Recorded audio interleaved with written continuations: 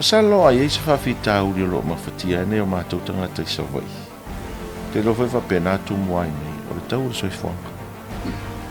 Ya. Ole na ave leva no fast. O me sa ia Lautele in fai se fo fa vita. O atili no lunga le tau ono. O le fisili tele la fisili mai ele mātou mo tele salava. Fisili atu le epa mali tau pipi. A fai e tō manu mai le li, a e tō e pale mai le tau pipi, fai ngā pālo tau loma ne.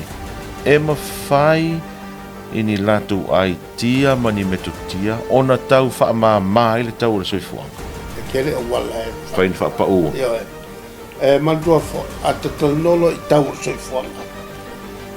Pa wale o le mea e wha kongonga I kau soifuanga. Demand and supply.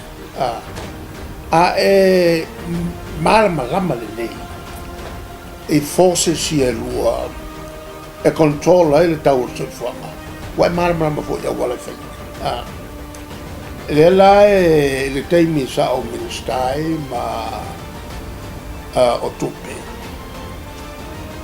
ya ma o que kilo fo ya lau